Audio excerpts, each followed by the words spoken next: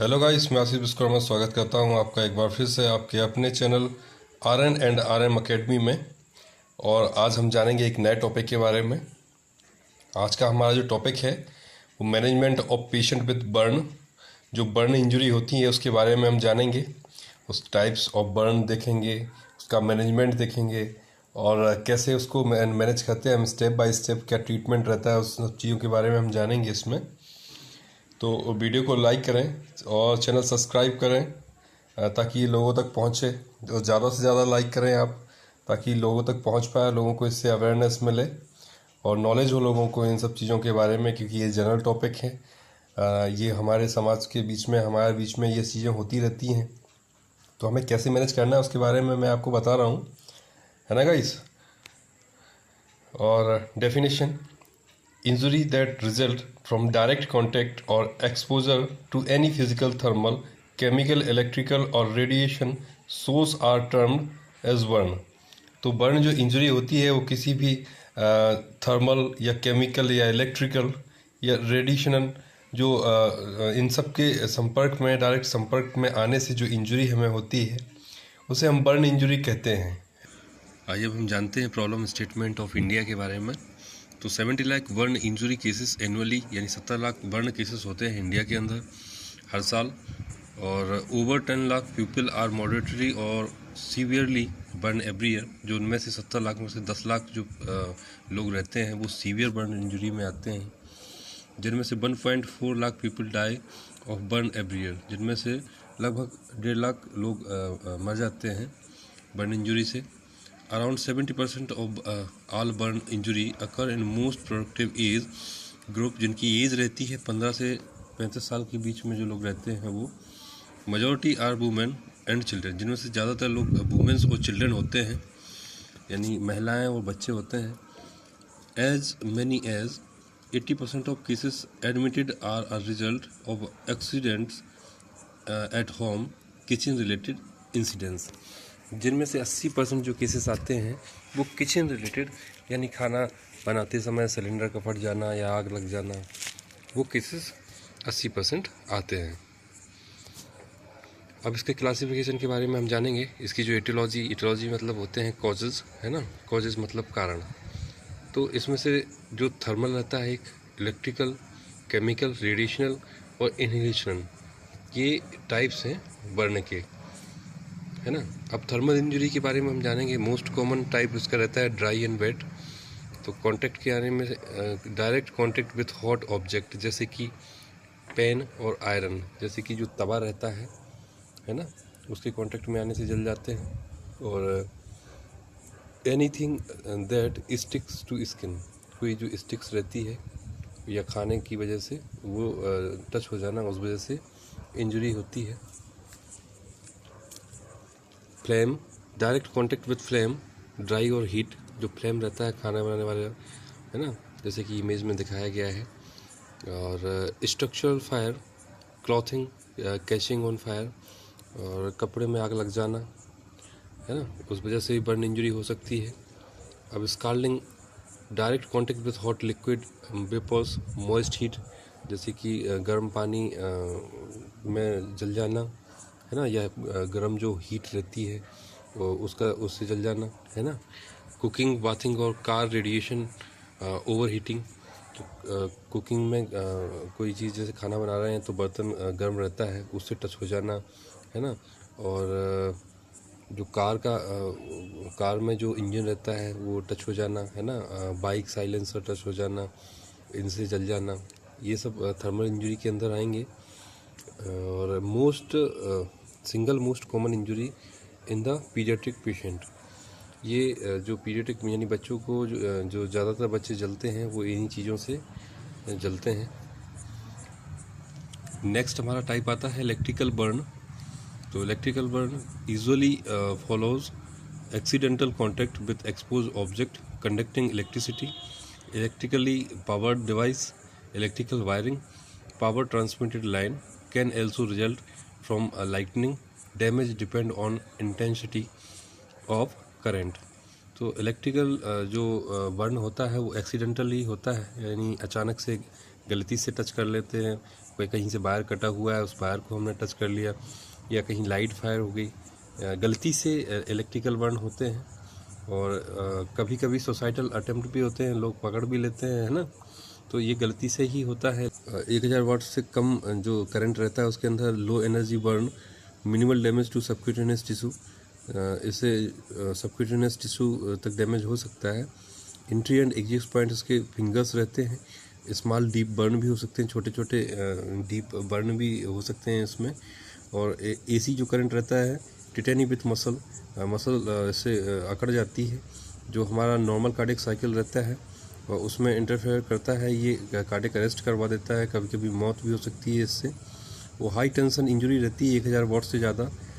अर्थड high tension line arc over the patient, flash burn, इसमें जो current लगता है इसमें फ्लैश बर्न मीन्स होता है आग लग जाती है इसमें और जल भी जाते हैं, बहुत डीप बर्न होते हैं इसके अंदर, है ना। Severity depends upon what tissue current passes through, low voltage और हाई वोल्टेज, है ना। हम सीवियरिटी जो इलेक्ट्रिकल बर्न के अंदर देखते हैं तो सबसे पहले ये चीज़ उसमें फाइंड करते हैं कि लो वोल्टेज का बर्न है या हाई वोल्टेज का बर्न है।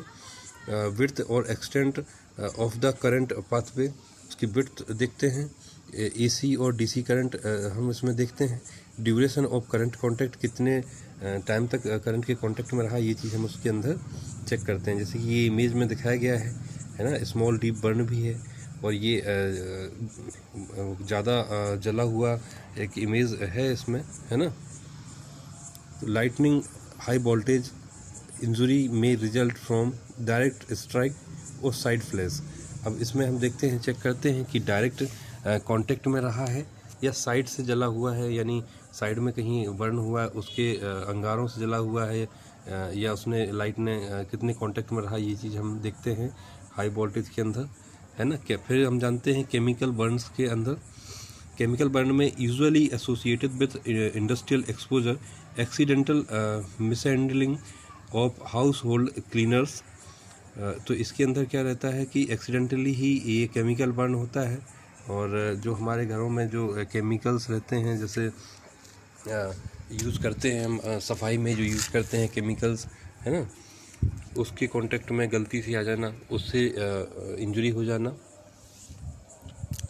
Degree of tissue damage determined by chemical nature of the agent, concentration of the agent, duration of the skin contact. तो हम इसकी डिग्री चेक करते हैं कि कितने टाइम तक कांटेक्ट में रहा है टिश्यू उसके केमिकल के, है ना। तो देखते हैं इसको। एसिड एग्जांपल इसका फॉर्मिक एसिड रहता है, फॉर्मिक एसिड के कांटेक्ट में आ जाना, सल्फ्यूरिक एसिड की कांटेक्ट में आ जाना। और एल्कलिस देखते हैं इसमें, एग्जांपल इसका है लाइम, पोटेशियम हाइड्रोक्लोराइड। देखते हैं केमिकल बर्न्स के बारे में। Usually associated with industrial exposure, accidental mishandling of household cleaners, degree of tissue damage determined by chemical nature of the agent, concentration of agent, duration of skin contact। तो इसमें जो industries के अंदर chemicals बनाया जाता है, तो ये एक्सीडेंटली ही होता है जो हम घरों में यूज़ करते हैं। केमिकल का सामान यूज करते हैं सफाई करने के लिए, है ना, वॉश बेसिन साफ़ करने के लिए या फिर फ्लोर को साफ़ करने के लिए जो हम केमिकल का यूज़ करते हैं, उससे ही इंजरी रहती है। इसमें हम देखते हैं कि कौन सा केमिकल है, उसका कैसा नेचर है, हायर नेचर का केमिकल है या लो नेचर का, यानी हाई ग्रेड एसिड है या लो ग्रेड एसिड है, कितने कांटेक्ट में हम कितने टाइम तक उसमें उस एजेंट के हम रहे हैं, हमारी स्किन का कांटेक्ट कितने समय तक उस केमिकल में हुआ है ना। तो इसका एक एसिड लेवल रहता है, वो एक एल्कलिस लेवल रहता है। एसिड लेवल के अंदर जो फॉर्मिक एसिड आता है और सल्फ्यूरिक एसिड आता है वो आता है, और एल्कलिस में हमारा लाइम और पोटेशियम हाइड्रोक्लोराइड आता है। नेक्स्ट हमारा रहेगा रेडिएशन एक्सपोजर। तो wave of particles of energy that are emitted from radioactive sources जो रहते हैं, है ना, अल्ट्रावायलेट जो रेज रहती हैं उनसे अफेक्ट जो होता है ना। तो अल्फ़ा रेडिएशन जो रहता है, large travel a short distance, minimal penetrating ability, can harm internal organs of inhaled, ingested और एब्जॉर्ब्ड। तो जो अल्फ़ा रेडिएशन जो रहती हैं अल्फ़ा रेडिएशन क्या करती हैं, ये हमारे ऑर्गन्स को इंटरनली जो डैमेज करती हैं ये, है ना। जैसे एक्सरे मशीन या फिर एमआरआई, ये अदर जो सोर्सेस मशीन्स जो रहती हैं, या फिर जो टावर्स हो गए हैं ना, सिग्नल टावर्स जो मोबाइल टावर्स हैं, इनसे ये अफेक्ट पड़ता है और ये हमारे इंटरनल ऑर्गन्स के ऊपर ज़्यादा अफेक्ट देती हैं। फिर इसके अंदर आएगा बीटा रेडिएशन आएगा, तो small more energy more penetrating ability usually enter through damage skin injection और इन्हेलेशन। तो ये जो बीटा रेडिएशन रहता है, ये इसकी बहुत ज़्यादा एनर्जी रहती है, स्मॉल अमाउंट में बहुत ज़्यादा एनर्जी रहती है, और ये हमारे स्किन को जो डैमेज करके इंजेक्ट हो जाती है अंदर, है ना, इन्हेल हो जाती है। तो इससे भी इफ़ेक्ट पड़ता है ऑर्गन्स के ऊपर और एक्सटर्नल इंटरनल टिश्यू के ऊपर। अब इन्हेलेशन के बारे में हम जानेंगे, स्मोक एंड इन्हेलेशन इंजरी। तो इसमें हम जो स्मोक जो लोग करते हैं उनको इंजरी पहुंचती है इनहेल करके, है ना। कार्बन मोनोऑक्साइड पॉइजनिंग होता है इसमें। इन्हेलेशन इंजरी एबव ग्लॉटिस और इन्हेलेशन इंजरी बिलो ग्लॉटिस, जो हमारा एपिग्लॉटिस रहता है ना, तो उस पर इफ़ेक्ट पड़ता है इसका इन्हेलेशन इंजरी में। और ये एपिग्लॉटिस से नीचे भी इसका रेडिएशन जो है इनहेल करके अगर लेते हैं तो इंटरनली भी ये अफेक्ट करता है। According depth of burn, superficial partial thickness, जो फर्स्ट डिग्री बर्न रहता है ना, वो सुपरफिशियली पार्शियली थिकनेस रहता है। ये इमेज में साइड में दिखाया गया है, ये फर्स्ट डिग्री बर्न के अंदर आएगा, है ना। लो इंटेंसिटी फ्लैश रहेगा इसमें। स्किन इन्वॉल्वमेंट एपिडर्मिस तक हो सकता है ना। सिम्टम्स इसके देखेंगे तो रेडनेस रहेगा और टिंगलिंग होगी, pain that is soothed by cooling, और इसमें पेन भी हो सकता है ना, पेन भी रहेगा इसमें और टिंगलिंग भी इसमें इसके अंदर होगी। नेक्स्ट हमारा जो रहेगा वो सेकेंड डिग्री बर्न है, डीप पार्शियल थिकनेस बर्न कहते हैं इसको। इसके जो कॉजेज हो सकते हैं वो scars, flash flame, contact burns या केमिकल, इन चीज़ों के अगर कॉन्टेक्ट में हम आते हैं, केमिकल के कॉन्टेक्ट में आते हैं, या फिर जो गर्म लोहा रहता है, या फिर अदर जो सोर्सेज रहते हैं, आग के कांटेक्ट में जो आते हैं, गर्म चीज़ों के कांटेक्ट में आएंगे, तो ये डीप पार्शियल थिकनेस बर्न भी हो सकता है उसको। स्किन इन्वॉल्वमेंट इसमें रहेगा, स्किन का इन्वॉल्वमेंट रहेगा इसमें, एपिडर्मिस रहेगी और अपर डर्मिस रहेगी, पोर्शन ऑफ डीपर डर्मिस भी हो सकती है। देन उसके बाद में मैनिफेस्टेशन, ब्लिस्टर्स इसमें आ सकते हैं, यानी फपोड़े हो सकते हैं, रेड हो सकता है, साइनी हो सकता है, severe pain causes bye nerve injury, अगर कहीं नर्व में इंजरी हो जाती है तो सीवियर पेन भी हो सकता है इसमें। माइल्ड टू मॉडरेट एडिमा, ये इसमें एडिमा मीन्स होता है इन्फ्लामेशन या सूजन आना, है ना। तो इसमें कम भी हो सकता है और ज़्यादा भी हो सकता है ना। और ब्लिस्टर रहेंगे इसके अंदर, यानी फपोड़े रहेंगे, जैसे इसमें इमेज के अंदर जैसे दिखाया गया है ना। तो recovery in 2 to 4 weeks, some scarring and depigmentation contracture. तो इसके अंदर 2 से 4 वीक इसको रिकवर होने में लग सकते हैं, है ना। और जब स्किन का पिगमेंटेशन होता है, दोबारा से स्किन निकलती है, तो तब जाके ये जो है रिकवर होने के इसके चांसेस होते हैं। फिर आता है फुल थिकनेस बर्न जो रहेगा वो थर्ड डिग्री बर्न कहलाएगा। इसके जो कॉजेज रहेंगे वो फ्लेम हो सकता है, प्रोलॉन्ग्ड एक्सपोजर टू, और हॉट लिक्विड भी हो सकता है, इलेक्ट्रिक करंट भी हो सकता है, और केमिकल बर्न भी हो सकता है ना। तो कॉजेज मतलब होता है कारण, किस कारण से ये हो रहा है। तो इसके अंदर कोई बहुत ज़्यादा गर्म पदार्थ जैसे ऑयल हो गया, ऑयल गिर जाना, है ना, या कोई केमिकल के कांटेक्ट में आना, या फिर करंट के कांटेक्ट में आ जाना, या फ्लेम जो रहते हैं किचन में कहीं आग लग जाना, है ना। तो इस वजह से भी हो सकता है। स्किन इन्वॉल्वमेंट, यानी कितना, कौन कौन सी स्किन इसके अंदर, कौन कौन सी चीज़ें इसके अंदर आ सकती हैं थर्ड डिग्री बर्न के अंदर, हम जानेंगे। तो डर्मिस रहती है, डर्मिस लेयर जो हमारी रहती है स्किन की, वो कांटेक्ट में आएगी, इंटायर डर्मिस आ जाएगी, यानी होल डर्मिस इसमें कांटेक्ट में आएगी। And something sometimes subcutaneous tissue भी इसके अंडर में आएगा, may involve connective tissue and muscle, ये चीज़ें इसके अंडर में आ जाएंगी। और बोन्स तक इसमें जो है बर्न हो सकती है, बोन यानी हड्डी भी इसमें जल सकती है थर्ड डिग्री बर्न के अंदर। इसके मैनिफेस्टेशन के बारे में देखेंगे तो ड्राई और पेल वाइट रहेगी स्किन, जैसे इमेज में दिखाया गया है, ऐसा डीप बर्न होगा इसके अंदर। लेथार्जी, विजिबल थ्रोम्बोज और ब्लड वेसल्स इसके कांटेक्ट में आएंगी। पेन फ्री रहेगा, है ना। All skin elements and local nerve endings are destroyed, surgical intervention required for healing. तो ये जो रहेगा ये पेन फ्री रहेगा, है ना। जो फर्स्ट डिग्री बर्न रहता है उसके अंदर कम पेन होता है, सेकंड डिग्री बर्न के अंदर सीवियर पेन होता है, यानी बहुत ज़्यादा पेन उसके अंदर होता है।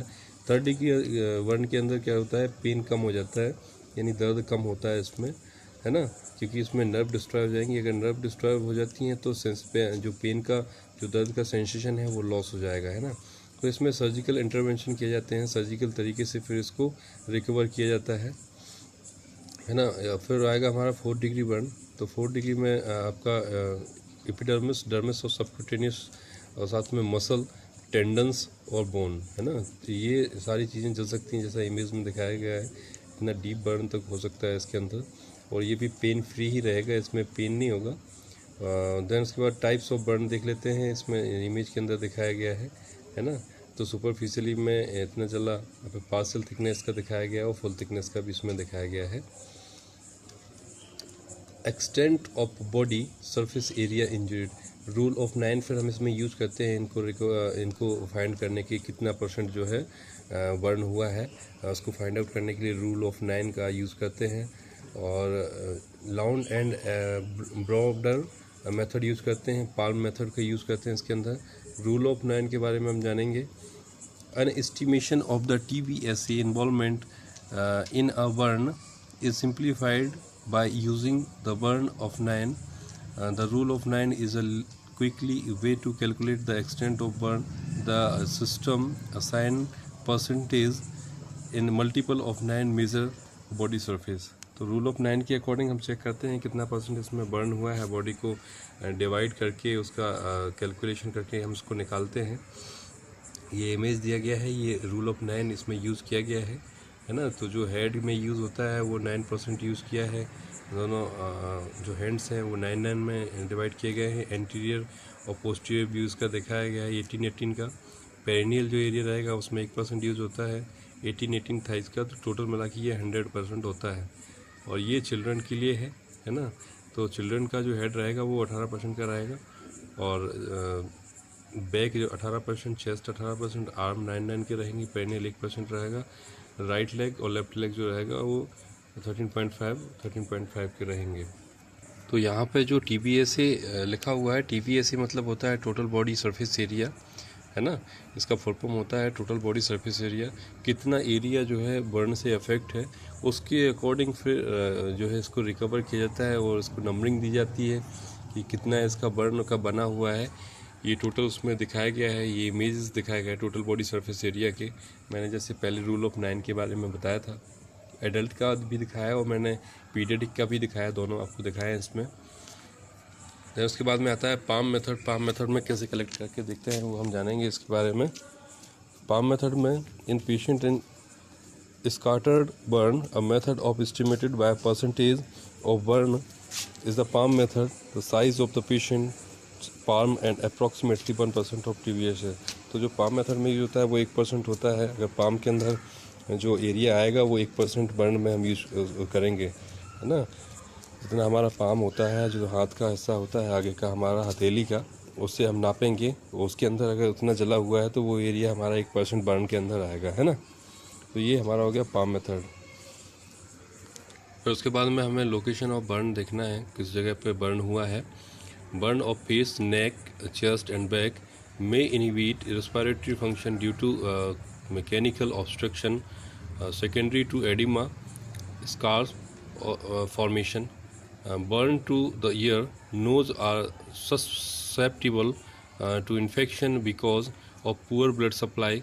Burn to buttocks, genitalia are susceptible to infection because the contamination. Burn on extremities cause circulatory compromise and neurological impairment. फिर हमें उसमें देखना है कि किस लोकेशन पर बर्न हुआ है, फेस पर, नेक पर, चेस्ट एंड बैक, और उसकी वजह से कहीं रेस्पिरेटरी डिस्ट्रेस तो नहीं हो रहा, सांस लेने में कहीं तकलीफ तो नहीं हो रही है ना, और कोई ऐसा मैकेनिकल कोई ऐसा ऑब्स्ट्रक्शन तो नहीं हुआ है। सेकेंडरी में देखेंगे कहीं एडिमा, सूजन तो नहीं आई अंदर कहीं, है ना, और कहीं स्कार फॉर्मेशन तो नहीं हुआ जिससे ऑब्स्ट्रक्शन हो रहा हो सांस लेने में, उसको पेशेंट को तकलीफ़ हो रही हो। फिर देन उसके बाद में हमें देखना है ईयर के अंदर तो नहीं है, नोज़ के अंदर तो नहीं है ना। और इन्फेक्शन भी हो सकता है क्योंकि पुअर ब्लड सप्लाई भी हो जाती है इसमें, और ब्लड जब सप्लाई प्रॉपरली नहीं होगा तो ये सब चीज़ें होंगी। फिर हमें उसमें बटक्स में चेक करना है, और हमें जेनेटली एरिया भी चेक करने हैं कि पेरिनियल जो सेक्सुअल ऑर्गन्स उससे डिफेक्ट तो नहीं हुए, है ना, और उसकी वजह से कहीं इन्फेक्शन ना हो जाए उसमें। और देन उसके बाद में हमें एक्सट्रीमिटी को चेक करना है प्रॉपरली, है ना, कहीं न्यूरोलॉजिकल डिफेक्ट तो नहीं हुआ, कहीं नर्व डैमेज तो नहीं हुई, नर्व तो कहीं नहीं जली हुई है उसकी, तो सेंसेशन लॉस होंगे उसमें, है ना, क्योंकि 3rd डिग्री बर्न जो होते हैं और 4th डिग्री बर्न में ये सब चीज़ें होती हैं। फिर पेशेंट की रिस्क फैक्टर्स हम देखेंगे इसके अंदर, जोन ऑफ बर्न देखेंगे, ये दिखाया गया है इसमें, हाइपरीमिया हुआ है या फिर स्टैटिक जोन में है या फिर कोगुलेशन जोन के अंदर है, और ये स्किन का डायग्राम दिखाया गया है। फिर हमें जोन इंजरी कलेक्ट करनी है कि कितना जोन इंजरी हुई है, किस जोन में हुआ है। तो the inner zone now as the zone coagulation where cellular death occurs sustain the most damage, कहीं सेल डेथ तो नहीं हुई, सेल डेथ अगर हो जाती है, सेल जल जाती है तो उसके अंदर कोगुलेशन मीन्स होता है कि ब्लड के थक्के जम जाना, कोगुलेट हो जाना वहाँ पे, है ना, इंटरनली वेंस के अंदर, आर्टरीज के अंदर। Necrotic area and with cellular disruption, necrotic area कहीं वेंस सिकुड़ तो नहीं गई हैं, है ना, और सेल का कहीं कलेक्शन तो नहीं हो गया, इरेसिबल टिश्यू डैमेज, कहीं टिश्यू डैमेज तो नहीं हुए। इन जोन्स को हमें फाइंड करना होता है। The middle area of zone of stasis has a compromised blood supply, inflammation and tissue injury can survive or go on. The coagulative necrosis depends on wound environment. The outer zone, the inner zone of hyperemia sustain the least damage.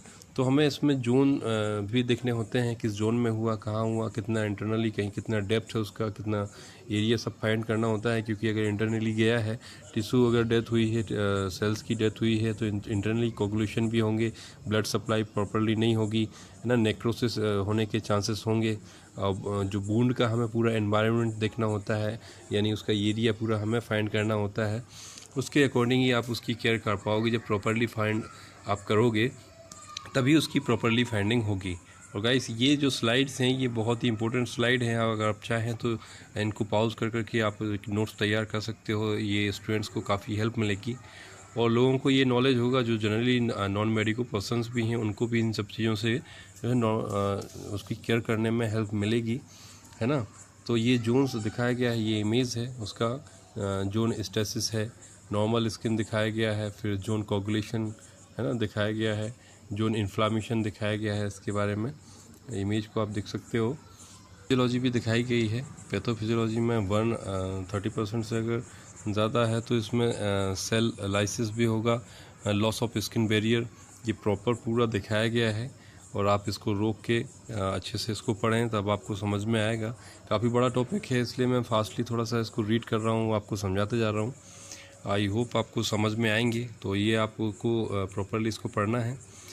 उसके बारे में फिर management जानते हैं हम, इसका main management क्या रहेगा, इसका मेडिकल मैनेजमेंट क्या रहेगा, है ना, नर्सिंग मैनेजमेंट क्या रहेगा। मैनेजमेंट मतलब होता है इसका ट्रीटमेंट, कैसे आप उसकी केयर करोगे, किस किन चीज़ों से आप उसकी केयर करोगे, क्या क्या चीज़ें आप प्रोवाइड करोगे पेशेंट को। तो फेस ऑफ बर्न मैनेजमेंट इसमें रहेगा, इमरजेंट फेस रहेगा एक, और रिसक्सिटेटिव फेस रहेगा, मतलब इमरजेंसी रहेगी इसमें, और इसमें CPR यूज़ भी हो सकता है किसी किसी में। एक्यूट फेस रहेगा, बाउंड हीलिंग फेस भी रहेगा। एक्यूट मतलब रहेगा आपका, एक्यूट फेस मतलब होता है लोअर इंजरी जो होती है वो इसमें, और बाउंड हीलिंग फेस मतलब जो रहता है कि जो वुंड हुआ है, जो घाव हुआ है, उसकी प्रॉपरली हीलिंग, यानी वो भर कैसे रहा है उसका फेस, है ना। रिहेबिलिटेटिव फेस रहेगा और रिस्टोरेटिव फेस रहेगा इसका। रिहेबिलिटेटिव फेज़ में आएगा आपका कि कैसे उसकी मेंटलिटी कैसी है, पेशेंट कितना घबराया हुआ है, उसको मेंटलिटी उसकी कैसी है, उसको आप प्रॉपरली उसको मेंटली स्ट्रॉन्ग करोगे पेशेंट को, है ना। प्री हॉस्पिटल मैनेजमेंट के बारे में हम जानेंगे। हॉस्पिटल जाने से पहले हमें क्या क्या चीज़ें करनी होती हैं उसके बारे में हम जानेंगे।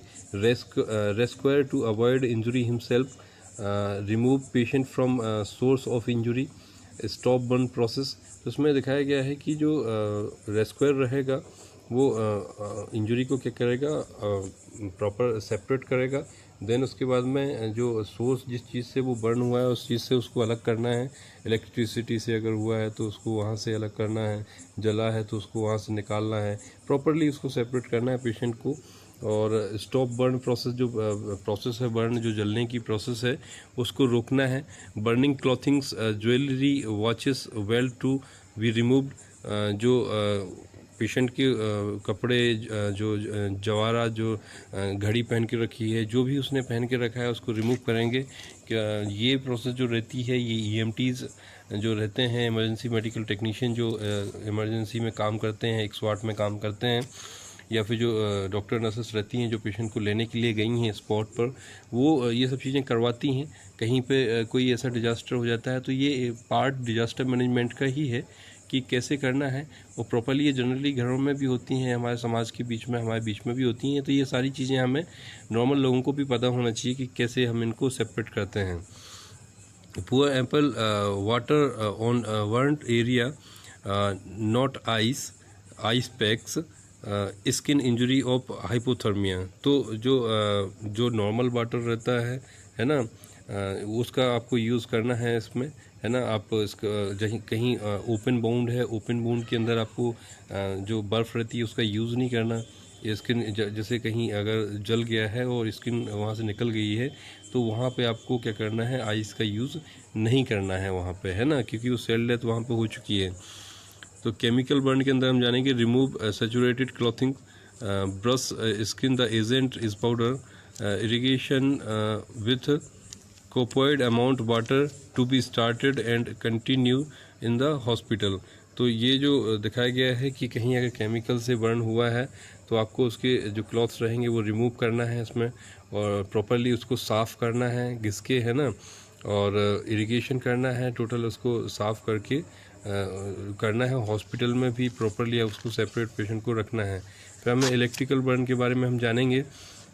Turn off the burn, use non conductor items to separate from source. तो आपको जिस चीज़ से इलेक्ट्रिसिटी से अगर वो करंट से अगर कनेक्टेड है तो उसको आपको स्विच ऑफ यानी बंद करना है, वहाँ से उसको निकालना है ना, और उसको सेपरेट करना है जिस सोर्स से वो जल। स्मॉल थर्मल बर्न 10% से कम रहेगा। टोटल बॉडी सरफेस एरिया में be covered with a clean tap water damped towel for patient comfort and protection until defined medical care institute. तो जो 10% से कम बर्न पेशेंट जो रहते हैं तो उनको आपको क्या करना है, जो नॉर्मल वाटर रहता है उससे आपको साफ़ करके, और एक टॉवल से, क्लीन टॉवल, साफ टॉवल होना चाहिए ताकि इंटरनल कोई इन्फेक्शन ना अफेक्ट करे, तो उससे उसको कवर करना है ताकि पेशेंट जो है रिलैक्स फील करे, उसको कंफर्टेबल फील हो। और फिर उसको आपको क्या करना है, जो हॉस्पिटल रहते हैं हॉस्पिटल में आपको एडमिट करवाना है उसको। Cooling of injury area within 1 minute help minimize to depth of injury. और अगर 1 मिनट के अंदर आप उसको कूलिंग प्रोवाइड करवाते हो पेशेंट को, तो जो डेप्थ रहेगी इंजरी की, डीपली वो बर्न नहीं कर पाएगा, डीप इंजरी नहीं हो पाएगी उसमें। If the burn injury is large, अगर 10% से ज़्यादा बॉडी सरफेस एरिया जो है वो अफेक्ट है, जला हुआ है, it is not advisable to immerse the body part in cool water since doing so might lead to extensive heat loss। अगर 10% से ज़्यादा जला हुआ एरिया है तो वो जो कूल वाटर से आपको उसमें साफ़ नहीं करना है ना, क्योंकि वो और हीट प्रोड्यूस करेगा। तो आपको क्या करना है, उसको कवर करके और हॉस्पिटल में एडमिट करवाना है उस पेशेंट को। डू नॉट ब्रेक ब्लिस्टर्स, जो ब्लिस्टर्स रहते हैं, फपोड़े जो रहते हैं, उनको फोड़ना नहीं है। Do not apply lotion, powders, grease, ghee, gentian, violet, calamine lotion, toothpaste, water and other sticky reasons over the burn wound. अगर सेकेंड स्टेज में बर्न होता है ना, सेकेंड टाइप का जो बर्न रहता है उसमें स्किन का जो अपर एरिया रहता है वो अफेक्ट हो जाता है, जल जाता है, तो उस वुंड्स के ऊपर, उस घाव के ऊपर ये चीज़ें आपको अप्लाई नहीं करनी है। प्रिवेंट कंटामिनेशन और कंटामिनेशन यानी गंदगी से और इन्फेक्टेड चीज़ों से उसको प्रिवेंट करना है। Breath burn part in clean dry sheet और क्लॉथ, जो बर्न का जो घाव रहेगा उसको आपको क्या करना है, जो ड्राई सूखा हुआ जो टॉवेल या फिर जो कपड़ा रहता है उससे आपको उसको जो है ढकना है ना, और उसको कवर करना है। Assess for life threatening injury, और देखना है कि कहीं पेशेंट बहुत ज़्यादा सीरियस तो नहीं हुआ, कहीं बहुत ज़्यादा अफेक्ट तो नहीं हुआ। अगर बहुत ज़्यादा अफेक्टेड पेशेंट है तो आपको उसमें कुछ नहीं करना है और सीधा आपको हॉस्पिटल ले जाना है पेशेंट को, है ना। इमरजेंट रेस्क्यूटेटिव फेज जो रहता है, बहुत ज़्यादा इमरजेंसी फेज जो रहता है सेकेंड डिग्री, थर्ड डिग्री और फोर्थ डिग्री बर्न में, तो दिस फेज में least 24 to 48 hour after injury. ये 24 से 48 घंटे तक ये फेज चलता है उसका इमरजेंसी का।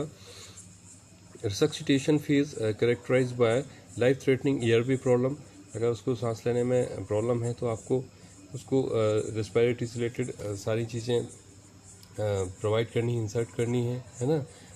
उसको रेस्पिरेटरी ट्रैक ऑब्स्ट्रक्शन तो नहीं है, ये सारी चीज़ें हमें पहले फाइंड करनी होती हैं। और अगर उसको सांस लेने में तकलीफ़ है तो आपको उसको एयर भी प्रोवाइड करवाओगे, है ना। और LMA का यूज कर सकते हो आप, और कभी कभी बहुत ज़्यादा सीरियस पेशेंट होता है तो उसको वेंटिलेटर भी प्रोवाइड करवाते हैं। कार्डियोपल्मोनरी इंस्टेबिलिटी, हार्ट जो रहता है वो स्टेबल नहीं रहता, अनस्टेबल रहता है, तो उसको भी मैनेज करना है। हाइपोवोलेमिया भी हो जाता है। हाइपोवोलेमिया मीन्स होता है कि बॉडी के अंदर क्या रहता है, फ्लूइड का जो लेवल रहता है वो कम हो जाता है, क्योंकि बर्न से जो बॉडी का लॉस हुआ है वो फ्लूइड लॉस सबसे ज़्यादा उसके अंदर होता है, तो हमें फ्लूइड मैनेजमेंट बहुत करना होता है उसमें, है ना। इसके बारे में हम आगे जानेंगे। उसका जो गोल रहेगा वो minimal vital organ function and perfusion, इसके अंदर जो वाइटल ऑर्गन उसके फंक्शन जो रहते हैं उनको मैनेज करना होता है। असेस ABC, ET इंट्यूबेशन भी करना होता है। और इसमें ABC का मीनिंग जो है वो CPR से रिलेटेड टॉपिक जो मैंने पढ़ाया था वही आपको मैनेज करना होता है। अब वो CA भी हो गया है ना। C फॉर सर्कुलेशन और A फॉर एयरवे और B फॉर ब्रीथिंग रहता है, तो वो CPR मैंने आपको पहले ही बताया दिया और ऑलरेडी समझा दिया है उसके बारे में, है ना। ET मतलब होता है एंडोट्रेकियल इंट्यूबेशन, जब वेंटिलेटर पेशेंट को डालते हैं तो ET इंसर्ट करते हैं, है ना, जो ट्रेकिया के थ्रू डाली जाती है ना, ट्रेकिया के अंदर डाली जाती है और फिर वो वेंटिलेटर से कनेक्ट होता है। ये होल प्रोसेस मैं आपको पूरी समझा चुका हूँ। प्लस असिस्ड वेंटिलेशन विथ 100% O2, पर हमें देखना होता है कि ऑक्सीजन का जो लेवल है वो 100% आ रहा है, नहीं आ रहा है। Over sign and symptom of airway obstruction, progressive hoarseness, और फिर हमें साथ में देखना होता है कि जो सांस लेने का जो पैटर्न है वो कैसा है, कितना डीप या हॉर्सलेसनेस तो नहीं उसका आ रहा, जल्दी जल्दी सांस ले रहा है, उसका पैटर्न हमें चेक करना होता है। कहीं उसके ट्रेकिया के अंदर कहीं ऑब्स्ट्रक्शन तो नहीं हुआ। Suspected inhalation injury, smoke, carbon monoxide intoxication, तो जो सस्पेक्टेड इनहेलेशन इंजुरी अगर रहती है तो उसमें हमें देखना होता है कि किस चीज़ का, कार्बन मोनोऑक्साइड का टॉक्सिसिटी तो नहीं हुई है। Unconscious patient, rapidly deteriorate patient, unconscious भी हो सकता है पेशेंट इसमें, और डिटेरियोरेटिंग भी हो सकता है, डिटेरियोरेट भी हो जाता है पेशेंट, कभी कभी अनकॉन्शियस हो जाता है यानी कोमा में चला जाता है, कभी कभी सेमी कॉन्शियस रहता है, मतलब उसकी जो मेंटलिटी रहती है वो स्टेबल नहीं रहती है इसमें। एक्यूट रेस्पिरेटरी डिस्ट्रेस भी हो जाता है, मतलब सांस लेने में उसको तकलीफ़ हो जाएगी। Burn of face and neck, है ना, उसको देखना होता है कि फेस पर बर्न है या फिर नेक पर बर्न है ना। Extensive burn 40% total body surface area, इससे एबव भी हो सकता है, इससे ज़्यादा भी हो सकता है ना। लार्ज गेज IV कैथेटर, ये हम मैनेजमेंट के बारे में पढ़ रहे हैं कि हमें क्या क्या चीज़ें मैनेज करनी होती हैं इसमें, है ना। तो जो IV कैथेटर्स जो वेंफ्लोन लगाते हैं वो प्रॉपर्ली लगी होनी चाहिए। सेंट्रल लाइन भी इंसर्ट करते हैं, है ना, और बेनी सेक्शन भी करते हैं इसमें। फॉलिक कैथेटर NG ट्यूब भी इसमें प्लेस्ड करते हैं, पेशेंट को कैथेटर और राइस ट्यूब भी लगाते हैं। क्विक असेसमेंट ऑफ एक्सटेंट, है ना, जल्दी असेसमेंट करना है, उस पर अप्लाई भी करना है। Tetanus prophylaxis of the IM administered injection, और टिटनेस के बहुत ज़्यादा चांसेस रहते हैं है ना। टेटनस का इन्फेक्शन बहुत एक्टिव रहता है इसके अंदर। अगर आप कोई इंजेक्शन इसको पेशेंट को IM देते हैं तो वेट पेशेंट का वेट आपको चेक करना है, कितना वजन है पेशेंट का प्रॉपर, क्योंकि अगर फ्लूइड मैनेजमेंट हमें करना होता है तो हमें प्रॉपरली पेशेंट का वेट पता होना चाहिए। व्हीकल एग्जामिनेशन, फिजिकल एग्जामिनेशन हम इसमें चेक करेंगे और इसमें हम हेड टू टॉय असेसमेंट करेंगे, सिर से लेके अंगूठे तक आप पैर के चेक करोगे पेशेंट को, है ना। और केयरफुल न्यूरोलॉजिकल एग्जामिनेशन भी आप करोगे, आपको न्यूरोलॉजिकल एग्जामिनेशन भी करना होता है ना, क्योंकि सेरिब्रल एनोरेक्सिया होने के चांसेस ज़्यादा होंगे इसमें। लैब्स की जो इन्वेस्टिगेशन रहेगी वो भी CBC भी आपको करवाना है ना। इलेक्ट्रोलाइट्स भी करवाने हैं, है ना। BUN होता है, ब्लड यूरिया नाइट्रोजन जो रहती है जांच, वो भी करवानी है आपको। और पल्मोनरी असेसमेंट करते हैं, AVG करके देखते हैं। आर्टीरियल ब्लड गैसेस के ऊपर हमारा वीडियो बन गया है और उसके पहले हमने बनाया था, है ना। CXR जो चेस्ट एक्सरे रहता है वो भी हम इसमें करवाते हैं। कार्बोक्सी हीमोग्लोबिन चेक करते हैं इसमें। पल्स इन एक्सट्रीमिटीज़ मैनुअल और डॉपलर चेक करते हैं। पल्स का जो वॉल्यूम रहेगा वो कैसा है, उसका लेवल वो भी हमें चेक करना होता है। लॉस ऑफ डिजिटल सर्कुलेशन, जो सर्कुलेशन रहता है वो भी लॉस हो सकता है इसमें, है ना। तो pallor coolness absent, pulse loss, capillary refills, decrease oxygen saturation, हमें कलर भी देखना है, बॉडी का कितना टेम्परेचर है वो चेक करना है, पल्स का जो प्रेशर है, जो वॉल्यूम है वो चेक करना है हमें, है ना। जो कैपिलरीज हमारी रहती हैं वो रिफ़िल प्रॉपरली हो रही हैं नहीं हो रही हैं वो भी हमें चेक करके देखना होता है। वो जो सैचुरेशन रहता है हमारा, ऑक्सीजन सैचुरेशन बॉडी के अंदर, उसको भी चेक करना हमें होता है। Absent pulse, emergency escharotomy to release constrictive annealing scars, अगर पल्स क्या है एब्सेंट है तो ये इमरजेंसी प्रोसीजर स्कारक्टोमी करते हैं इसके अंदर, है ना। तो नेक्स्ट हमारा पार्कलिन फार्मूला हम जानेंगे कि क्या होता है ये पार्कलिन फार्मूला। इसके अंदर हम यूज ऑफ चॉइस करते हैं, पहले फ्लूइड डिसाइड करते हैं। वैसे 2 ही फ्लूइड देते हैं, RL और NS दोनों इसमें हम देते हैं, है ना। तो 4 ml into burn, total burning जितना हुआ है, इंटू वेट कितना है, और फिर हमें टोटल जितना कैलकुलेशन निकलेगा वो हमें 24 आवर्स में प्रोवाइड करवाना है। तो फर्स्ट जो रहेगा, first half of total volume given in the first 8 hours, तो जितना टोटल फ्लूइड आएगा उसका हाफ हमें 8 घंटा के अंदर देना है। अब बचे हैं हमारे 16 आवर, यानी 16 घंटे और बचे हुए हैं। तो जो टोटल हाफ बचेगा, 8 घंटे में हमने आधा फ्लूइड दे दिया, फिर आधा फ्लूइड हमें देना है 16 आवर्स के अंदर। ये हमारा पार्कलिन फार्मूला होता है ना। नेक्स्ट 24 आवर्स जो टोटल वॉल्यूम का जो हाफ रहेगा वो फर्स्ट डे हमें यूज करना है, जिसमें कोलॉइड्स फ्लूइड रहेंगे 0.5 ml into kg per body, कितना एरिया जला हुआ है वो हम इसमें कैलकुलेट करेंगे। 5% glucose to make up the rest, 5% glucose जो D5 रहती है उसका भी हम यूज करते हैं। ब्रोक फार्मूला जो रहता है वो मॉडिफाइड रहता है, मॉडिफाइड फार्मूला भी इसको कहते हैं। तो 2 ml इंटू टोटल जो TVAC रहता है, TVAC इंटू वेट इन kg, और फिर 24 आवर्स में इसको यूज करना है। तो जो 8 घंटे रहते हैं उसका हाफ हम दे देंगे, बाकी 16 घंटे टोटल। ये जैसे हमारा पार्कलिन फार्मूला है सेम इसका वही रहता है ना। तो इवेंस फार्मूला जो हम यूज करते हैं, इवेंस फार्मूला के अंदर हम रिक्वायरमेंट ऑफ फर्स्ट 24 आवर्स में कोलॉइड्स 1 ml पर kg पर TVAC वर्न, है ना, सलाइन 1 ml, टोटल जो अलग अलग फ्लूइड रहते हैं जिनमें हमारा कोलॉइड्स फ्लूइड रहते हैं, सलाइन रहती हैं, है ना, और डेक्सट्रोज रहते हैं।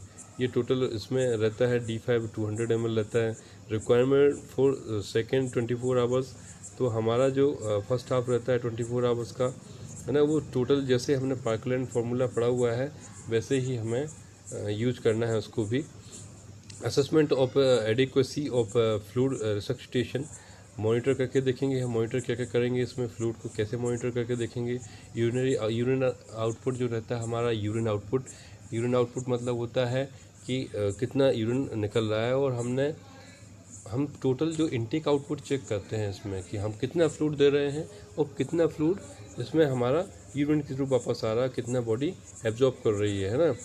तो एडल्ट का जो रहेगा वो रहेगा 1 ml पर kg पर आवर के हिसाब से रहेगा ज़्यादा, है ना। और डेली वेट चेक करना है, वाइटल साइन हमारे चेक करने हैं। वाइटल साइन मैंने बता दिया था ऑलरेडी, कि क्या होता है। हमारा नेक्स्ट जो लेक्चर है इसमें प्लेलिस्ट में जाके आप वाइटल साइन देख सकते हैं। Heart rate and blood pressure हमें चेक करना है। CBP है यानी सेंट्रल वीनस प्रेशर, जो वेंस का जो प्रेशर रहेगा वो प्रेशर किस टाइप का है वो भी हमें चेक करना है। लेवल ऑफ कॉन्शियसनेस, पेशेंट की क्या कॉन्शियसनेस लेवल है, ओरिएंटेशन उसका चेक करना है हमें। और जो लेबोरेटरी वैल्यूज़ हैं जो हमने लैब में जांच करवाई हैं वो भी हमें चेक करवानी होती हैं। अब हम रिसक्सिटेशन फेलियर देखते हैं। Delayed resuscitation, electric burn, inhalation injury, escharotomy, carbon monoxide poisoning, elderly patient.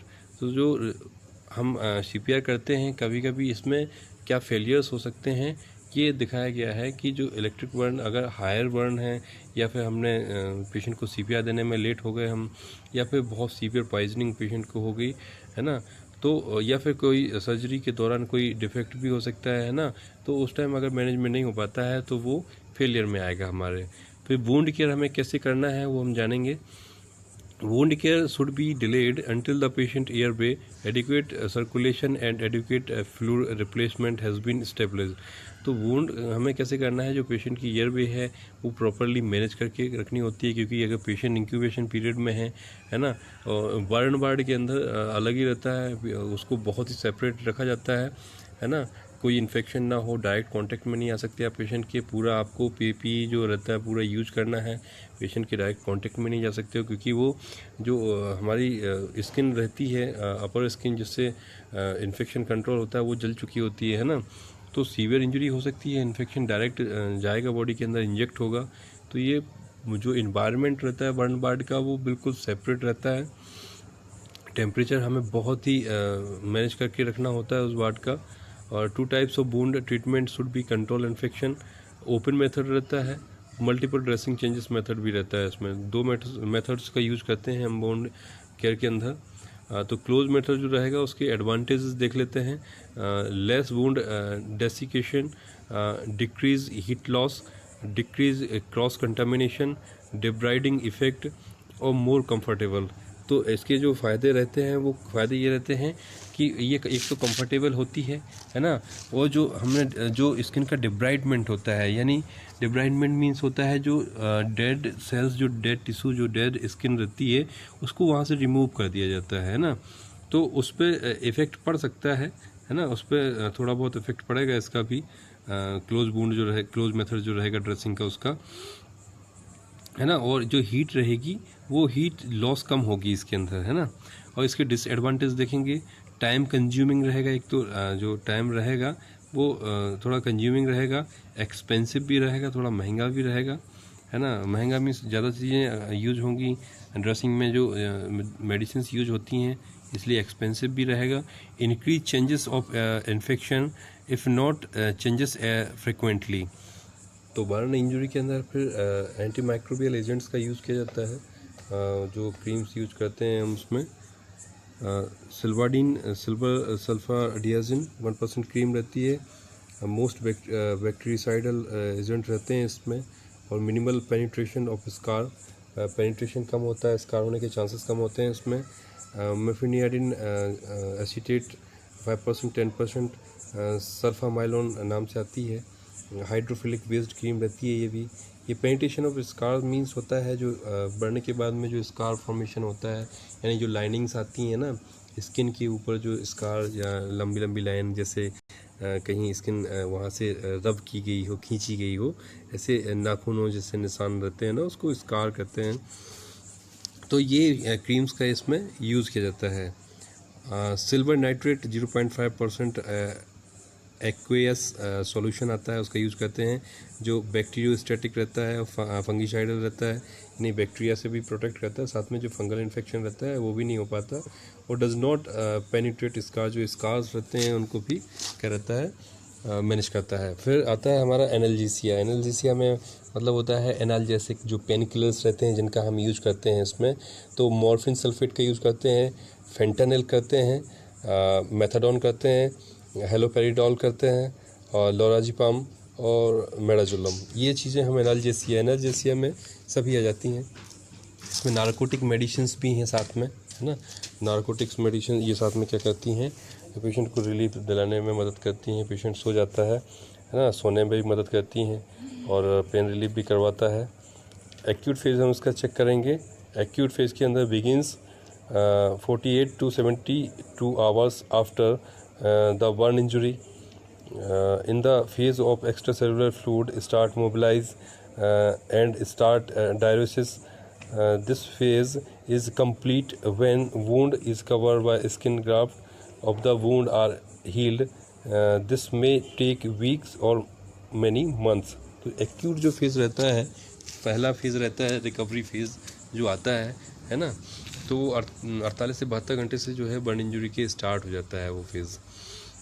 जैसे ही हॉस्पिटल में आया, आपने उसका पूरा केयर किया, पेशेंट स्टेबल हुआ, फिर उसका एक्यूट फेज स्टार्ट होगा, है ना। फिर हम उसके जो इनटेक आउटपुट चेक करेंगे, उसकी मूवमेंट्स कैसे करवाना है, क्या उसको आपको फ्लूइड देना है ना। और जो डायरोसिस मेडिसिन रहती हैं, डायरोटिक मेडिसिन में हमारा जैसे आती हैं जो यूरिनेशन को बढ़ाती हैं, है ना, इनटेक आउटपुट मैनेजमेंट करने के लिए देते हैं, है ना। देन उसके बाद में फिर अब जो कवर करके हमने जो स्किन ग्राफ्टिंग करके रखी है, जो हमने वुंड को कवर करके रखा है ना, बैंडेज जो बांध के रखे हैं, उसकी जो पट्टी हमने करके रखी है पेशेंट की, वो उसको कैसे मैनेज करना है, कितना हील हो रही है, कितना नहीं हो रही है, ये हमारा एक्यूट फेज में आएगा, जिसमें कई वीक्स, कई सप्ताह और कई मंथ भी लग सकते हैं इसको कवर करने के लिए। अब वो डिपेंड करेगा कि किस टाइप की इंजरी है और कौन सा डिग्री बर्न है, उसके ऊपर डिपेंड करता है गाइस, है ना। Scars begins to separate fairly after injury. Re-epithelialization begins at wound margin and appears as a red pink scar tissue. तो इसके अंदर के जो स्कार्स बनते हैं वो दिखते हैं, क्योंकि अगर फेयर स्किन है तो भी दिखेंगे, क्योंकि वो अलग ही दिखेगा। वुंड जो आपका बर्न वुंड रहता है वो अलग ही उसकी कवरिंग होती है, जल्ले जो इंसान की जो स्किन रहती है वो अलग दिख जाती है ना। और उसमें कई अलग अलग चीज़ें भी, कहीं पिंक स्कार्स भी आ सकते हैं, कभी लाल कलर के भी आ सकते हैं, है ना। और देन उसके बाद में हाइपोनेट्रीमिया और हाइपरनेट्रीमिया होने के चांसेस भी रहते हैं, क्योंकि इसमें हम फ्लूइड जो देते हैं वो हम NS का यूज़ करते हैं, है ना, नॉर्मल सलाइन, तो उसके अंदर सोडियम प्रेजेंट होता है। तो या तो सोडियम के लेवल कम होगा या फिर ज़्यादा होगा। अगर कम होता है तो उसको हाइपोनेट्रीमिया कहते हैं, और बड़ा हुआ अगर लेवल है तो उसको हाइपरनेट्रीमिया कहते हैं। फिर हाइपोकैलीमिया और हाइपरकैलीमिया भी कहते हैं। हाइपोकैलीमिया मतलब होता है जो पोटेशियम लेवल है वो कम हो जाना, और अगर बढ़ा हुआ है लेवल तो हाइपरकैलीमिया में आएगा। डिक्रीज हेमाटोक्रिट, जो हेमाटोक्रिट लेवल है जिसके अंदर हमारी WBC, RBC, MCV जो आती हैं, टोटल सेल्स जो होती हैं ब्लड के अंदर प्रेजेंट, वो कम भी हो सकती हैं। अब हम इसके मैनेजमेंट के बारे में और पढ़ेंगे, गोल्स देखेंगे, prevention of infection and wound care, है ना। अभी तक तो हमने उसका प्रॉपर मैनेजमेंट किया था, अब हम कैसे उस वुंड को प्रोटेक्ट करेंगे, कैसे कवर करके रखेंगे, कैसे उसकी केयर करेंगे, उसके बारे में जानते हैं। तो प्रिवेंट करना है इन्फेक्शन से, उसकी वुंड केयर प्रॉपरली होनी चाहिए, यानी जो बैंडेजिंग की है उसको प्रॉपरली रिमूव करना है, हर 1-2 दिन में उसको चेंज करना है प्रॉपरली, है ना।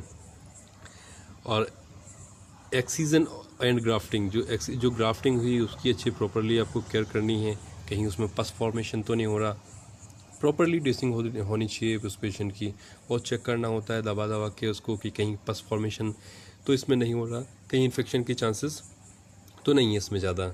पेन मैनेजमेंट करना होता है। पेन मैनेजमेंट में आप एनाल्जेसिक का यूज़ करोगे, इसके पहले मैंने पेन का टॉपिक पढ़ाया ऑलरेडी आपको, है ना। तो पेन का मैनेजमेंट भी आपको करना होता है ना। उसके लिए आपको मेडिसिन देनी होती है। न्यूट्रिशनल थेरेपी क्या दे सकते हो आप, है ना। तो कितना लेवल देना है न्यूट्रिशन का, कितना प्रोटीन प्रोवाइड करवाना है बॉडी को ताकि जल्दी वुंड हीलिंग हो, ये हमें एक डाइट चार्ट मैनेज करना होता है। या फिर आप अगर अनकॉन्शियस पेशेंट है तो उसमें TPN का भी यूज़ होता है। देन उसके बाद में physical, psychological and occupational therapy भी देनी होती है पेशेंट की। साथ में फिज़िकल तो देनी है, यानी उसकी मूवमेंट को तो थोड़ा बहुत करवाना ही है, साथ में उसको जो मेंटली उसको डर दिमाग के अंदर है कि मैं ठीक होऊंगा या बुरा दिखूंगा, या उसकी जो मैं मर जाऊंगा, बचूंगा नहीं, ये मेंटलिटी को हमें क्या करना है, आपको मेंटलिटी भी उसकी चेंज करनी होती है और उसको सपोर्ट करना होता है ना। और ऑक्यूपेशनल थेरेपी मीन्स होता है कि वो ऑक्यूपेशनली जैसे जो उसका वर्क रहता है और इकोनॉमिक कंडीशन, वो घबरा जाता है, तो उसको कैसे मैनेज करेगा, वो हमें थोड़ा सा उसको मेंटली सपोर्ट करना है पेशेंट को, है ना। Prevention of infection and wound care, अगर वुंड के अंदर प्रिवेंशन कैसे कैसे करना है हम उसके बारे में जानते हैं। तो burn wounds are frequently monitored by bacterial colonization, bone swab culture and innovation biopsies, cleanses and debris the area of necrotic tissue that wound promote bacterial growth। तो जो प्रिवेंशन हम करते हैं उसके अंदर में क्या क्या चीज़ें करनी है हमें, सबसे पहले तो वुंड टोटल क्लीन करना है ना, बैक्टीरियल इन्फेक्शन ना हो उसको केयर करना है। साथ में हमें जो स्वाब जो कल्चर लेते हैं हम, जो पस का जो फ्लूइड का जो सिक्रीशंस निकलते हैं वुंड्स के अंदर से, उसका हमें कल्चर भी करवाना होता है कि इसके अंदर कहीं इन्फेक्शन तो नहीं बन रहा है। और जो डिब्राइड स्किन है, जहाँ जहाँ डिब्राइडमेंट किया गया है स्किन को, जहाँ रिमूव किया गया है जो डेड सेल्स हैं, उसके लेवल को चेक करना है और उसके ग्रोथ को देखना है कि कहीं पे सेल डेथ कहीं ज़्यादा तो नहीं होते जा रही है उस वुंड के अंदर, वो भी देखना है। अब डिब्राइडमेंट ऑफ वुंड के बारे में हम जानेंगे। May be completed at the bed side और एज आ सर्जिकल प्रोसीजर। तो डिब्राइडमेंट के बारे में हम जैसे मैंने पहले बताया था कि जो डेथ सेल्स रहती हैं उनको रिमूव करना होता है। Natural body and bacterial enzymes dissolve scars take a long time. Mechanical sharp scissors, bed to dry, dressing to enzymatic agent, है ना। तो इसके अंदर क्या करते हैं हम कि इसमें जो स्किन जो डेथ स्किन है, सेल डेथ हुई है, जो ख़राब स्किन है उसको रिमूव करते हैं हम, है ना। और जो ड्रेसिंग रहेगी उसको हमें ड्राई करके रखना है, गीली नहीं होना चाहिए क्योंकि गीली होगी तो इन्फेक्शन के चांसेस ज़्यादा बढ़ेंगे। सर्जिकल के बारे में wound skin grafting, if wound are deep, full thickness, extensive, spontaneous reepithelialization is not possible. Therefore, coverage of the wound the necessary by using patient or skin or other method। तो जो epithelial cell, जो epithelial जो skin का area रहता है, upper area, deeply अगर वो जल जाती है और अगर सेकंड डिग्री वर्न, थर्ड डिग्री वर्न तक अगर पहुंच जाता है, तो उसमें फिर क्या है, जो आपकी इपिथेलियल सेल रहती है वो अपने आप से फिर से नहीं आती है ना। तो उसके लिए फिर ग्राफ्टिंग करनी होती है, स्किन ग्राफ्टिंग करते हैं उसमें, है ना। तो उसके टाइप रहते हैं, एक तो परमानेंट स्किन ग्राफ्टिंग होती है जो ऑटोग्राफ्ट कहलाता है, और CA बोलते हैं उसको, कल्चर्ड इपिथेलियल ऑटोग्राफ्ट कहते हैं। अब टाइप्स इसके देख लेते हैं। टेम्पररी रहता है एक, जिसमें बायोसिंथेटिक रहता है, उसमें हीमोग्राफ्ट, एलोग्राफ्ट, कैडेवरिक कहते हैं। और सेकंड जो रहता है हेटेरोग्राफ्ट, जिसको जीनोग्राफ्ट और पार्सिन भी कहते हैं इसको। आर्टिफिशियल स्किन, कोलेजन बेस्ड, जिसको इंटेग्रा या ट्रेनेसिटी करते हैं, तो आर्टिफिशियल स्किन का भी यूज होता है और सिंथेटिक का भी यूज होता है। बायोब्रेन ऑप्साइड का यूज़ करते हैं इसमें।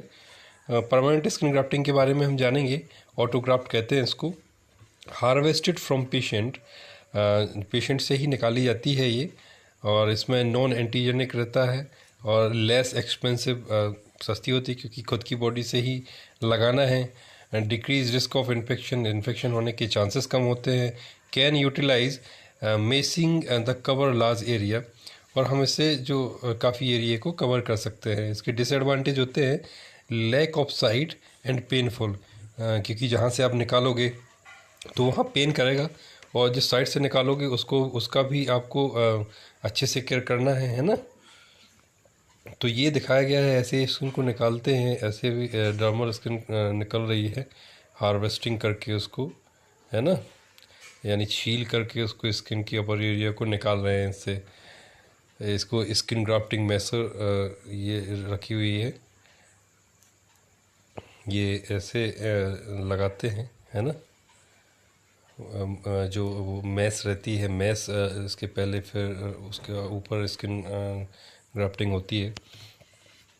और सेकंड इसमें जो CA रहता है, small pieces of patient skin harvested and growing in a culture medium, take 3 weeks to grow in the first graft. तो जो आप ग्राफ्टिंग करते हो तो वेट करना होता है 3 वीक्स के लिए। वेरी फ्रेजाइल रहती है, इमूवल 10 डेज पोस्ट ग्राफ्टिंग। और आपको कम से कम 10 दिन तक उस जहाँ पे ग्राफ्टिंग हुई है उसको मतलब मोबिलाइज नहीं करना है, इमोबिलाइज रखना है उसको। Useful for limited donor site, और जो आपको एक लिमिटेड साइट से ही निकालना है, बहुत ज़्यादा आपको नहीं निकालना, लेकिन लिमिटेड ही निकालते हैं आप डोनर साइड से, है ना। पता चले एक साइड का पूरा निकाल लिया तो एक साइड का पूरा खाली हो गया, उसको रिकवर होने में भी टाइम लगता है। Disadvantages: very expensive, poor long term cosmetic result and skin remain fragile of year. तो इसमें काफ़ी टाइम लगता है, और जो कॉस्मेटिक क्रीम्स जो अदर रहती हैं केयर करने में भी काफ़ी लॉन्ग टर्म यूज़ होता है इसमें, है ना, और धीरे धीरे इफेक्ट होता है इसमें। दैन उसके बाद में ये देखते हैं हम application of culture epithelial autographed. ये इमेज है उसका, है ना, यहाँ पे ऑटोग्राफ्टिंग की गई है। टेम्परेरी स्किन ग्राफ्टिंग होती है जिसको बायोसिंथेटिक आता है इसमें। हीमोग्राफ्ट और एलोग्राफ्ट कहलाता है। लिव और cadaver human donor, Fairlie expensive, all of the function of skin, best in infection control of the biologic covering. तो ये जो होमोग्राफ्ट होती है इसके अंदर जो डोनर रहता है, डोनर से स्किन लेकर यूज कर सकते हैं। तो महंगी भी होती है क्योंकि आप किसी से ले रहे हो, ख़रीद रहे हो, या फिर दूसरे की निकाल के लगाने में कॉस्टली सर्जन्स के चार्जेस, अदर चार्जेस भी रहते हैं। मैच कर रहा है स्किन का हर एक चीज़, पार्टिकल जो सेल्स मैच कर रही हैं नहीं कर रही हैं, है ना, वो सारी चीज़ें देख के देखनी होती हैं। वो इन्फेक्शन जो इन्फेक्शन के भी चांसेस रहते हैं, है ना। डिसएडवांटेजेस इसके देखते हैं। डिसीज ट्रांसमिशन भी हो सकता है इसमें, जिसमें हेपेटाइटिस और HIV हो सकता है। जिस पेशेंट से हम ले रहे हैं, अब उस पेशेंट को कौन सी डिसीज़ है, ये चीज़ें बहुत ज़्यादा इफ़ेक्ट करती हैं डोनर से, है ना। तो एंटीजेनिक रहता है, बॉडी रिजेक्टेड इन 2 वीक्स। और अगर बॉडी को रिजेक्ट करनी होती है किसी दूसरे की स्किन को, तो वो फिर उसको 2 वीक के अंदर हटा देगी, एक्सेप्ट नहीं करेगी, है ना। Not always available, storage problem रहती है। नेक्स्ट हमारा रहेगा टेम्परेरी स्क्रीन ग्राफ्ट। इसमें जीनोग्राफ्ट आएगा, और graft between 2 different species, porcine most common fresh frozen and freeze debrides, amenable to messing antimicrobial impregnation, और antigen body reject in 3 to 4 days, fairly inexpensive। तो ये जानवरों से स्किन का यूज़ होता है, और किसी भी जानवर की स्किन का यूज़ करके ग्राफ्टिंग की जाती है जीनोग्राफ्ट के अंदर। इसके डिसएडवांटेज भी होते हैं, हाई रिस्क रहता है इसमें इन्फेक्शन का, क्योंकि वो जानवर की स्किन का यूज़ करते हैं। ये दिखाया गया इमेज के अंदर, ऐसे उसको ग्राफ्टिंग करते हैं। टेम्परेरी स्किन ग्राफ्ट के बारे में जानेंगे। आर्टिफिशियल स्किन, है ना, collagen based dressing, impregnated with newborn fibroblasts. Integra, a collagen-based product that helps the form of new dermis. No antimicrobial property. Synthetic का यूज होता है इसमें। Any non-biologic dressing that will help prevent fluid and heat or loss.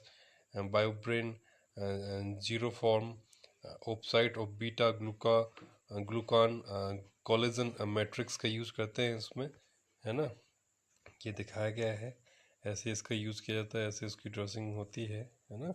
ये वोन्स दिखाई गई है और इनका यूज़ करते हैं। न्यूट्रिशन थेरेपी के बारे में जानेंगे। High protein and high calorie diet देंगे पेशेंट को, often during various supplements. Route oral best route रहता है। इंट्रल में gut is the preferred alternative route. G tube और जे ट्यूब का यूज करते हैं हेड इंजरीज, सर्जरी और अनकॉन्शियस पेशेंट में।